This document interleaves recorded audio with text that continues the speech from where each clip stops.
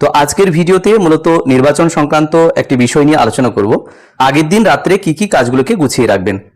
তো দেখুন, প্রথমেই আগের দিন রাত্রে কিন্তু এজেন্টরা দেখা করতে আসতে পারে। তো তাদেরকে অবশ্যই জানিয়ে দিতে হবে যে আগামীকাল অর্থাৎ ভোটের দিন আপনারা কিন্তু 5:30টার মধ্যেই যেন পৌঁছে যাবেন, কারণ নির্দিষ্ট সময়ের মধ্যে মক পোল আমাদেরকে শুরু করতে হবে। মক পোল শুরু যদি না করা হয় সেক্ষেত্রে কিন্তু মক পোল একটা দীর্ঘমেয়াদী প্রসেস, অতএব সেটাকে কিন্তু সময়ের মধ্যে শুরু করতে হবে। তাই আপনারা কিন্তু 5:30টার মধ্যে অবশ্যই উপস্থিত হয়ে যাবেন। এরপরে যে কাজগুলি রয়েছে আগের দিন রাত্রে অবশ্যই গুছিয়ে নেবেন, সেগুলো হচ্ছে সমস্ত ফর্ম এবং কভার, বড় কভার বা ছোট খাম যেগুলো রয়েছে সমস্তগুলোতে ডিস্টিংগুইশ মার্কস লাগাতে হবে। পোলিং স্টেশনের নাম এবং নম্বর কিন্তু আগের দিন রাত্রে সমস্তগুলোতে লিখে নিতে হবে। এখন স্ট্যাম্প এবং বুথের যে নাম, পোলিং স্টেশনের নাম নম্বর লিখতে হবে কোনগুলিতে? সাধারণত যাবতীয় কভার মানে স্ট্যাটুটারি, নন স্ট্যাটুটারি যে সমস্ত বড় কভারগুলো রয়েছে তার ভিতরে যে সমস্ত খামগুলো রয়েছে এবং তার ভিতরে যে সমস্ত ফর্ম বা কাগজগুলো রয়েছে সমস্তগুলোতে স্ট্যাম্প মারতে হবে। তাছাড়া একটা বুকলেট দেওয়া হবে, যে বুকলেটে সমস্ত ফর্মগুলি কিন্তু লেগে থাকবে, সেই বুকলেট থেকে সমস্ত ফর্মগুলোকে ছিঁড়ে নিতে হবে এবং তাতে স্টেশনের নাম মানে পোলিং স্টেশনের নাম এবং নম্বর লিখে কোন ফর্মগুলি কোন কোন খামে ভরতে হবে সেইগুলো কিন্তু ওই খামেই ভরে রাখতে হবে। হয়তো দেখা যাচ্ছে পরের দিন ভোট চলাকালীন কাগজগুলো বা ফর্মগুলো আমার কাজে লাগবে, কিন্তু অবশ্যই আপনারা আগের দিন ওই বুকলেট থেকে ফর্মগুলোকে ছিঁড়ে নির্দিষ্ট যে সমস্ত খাম রয়েছে খামে খামে কিন্তু ভরে রাখবেন এবং অবশ্যই ফর্মগুলির মাথাতে পোলিং স্টেশন নাম এবং নম্বরগুলোকে লিখে রাখতে হবে। এবং ওই একই সঙ্গে ওই ছোট ছোট খামগুলি বড় কোন প্যাকেটে ঢুকবে সেই প্যাকেটগুলো মানে স্ট্যাটুটারি, নন স্ট্যাটুটারি অনুসারে সেই সমস্ত বড় কভার প্যাকেটেও কিন্তু খামগুলিকে ঢুকিয়ে রাখতে হবে। তো মনে রাখবেন এটি একটি গুরুত্বপূর্ণ কাজ, কারণ ভোট চলাকালীন পরের দিন কোন কাগজ কোন ফর্মে বা কোন কোন খাম কোন কোন কভার ফাইলে যাবে এই নিয়ে একটা সমস্যা হয় এবং একটা বিশৃঙ্খলা সৃষ্টি হয়।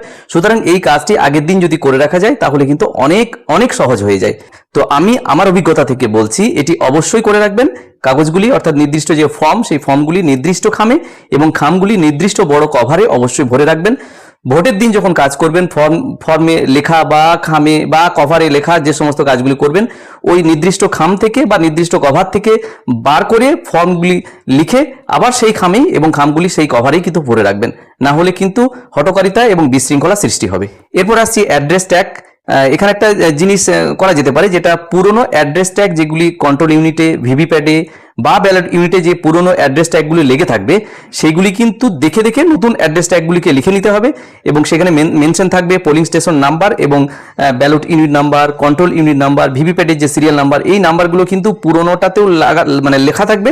সেইটা দেখে দেখে কিন্তু নতুন অ্যাড্রেস ট্যাগ কিন্তু সহজেই বানিয়ে নেওয়া যাবে।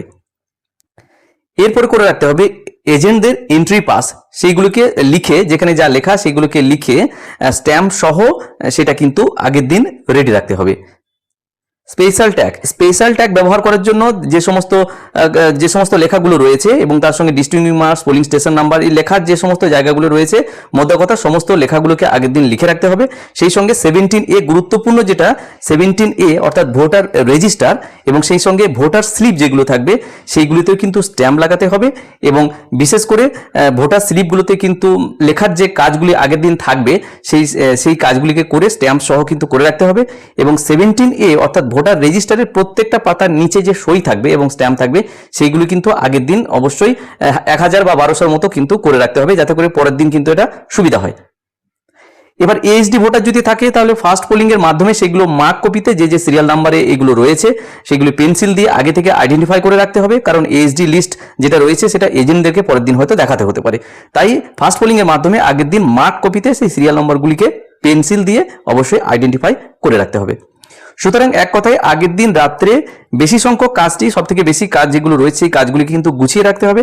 প্রধানত সমস্ত ফর্ম যেগুলো বললাম এবং যে খাম এবং খামের ভিতরে খামগুলো যে বড় কভার ফাইলে থাকবে সেইগুলি স্ট্যাম্প সহ, ডিস্টিংগুইশ মার্ক সহ, স্টেশনের নাম, নম্বর এবং যাবতীয় লেখার কাজ যেগুলি আছে সমস্ত লেখার কাজগুলিকে সেরে রেখে কোন ফর্মগুলি কোন খামে যাবে এবং খামগুলি কোন কভারে যাবে সেইগুলি কিন্তু পরপর ঢুকিয়ে গুছিয়ে রাখতে হবে।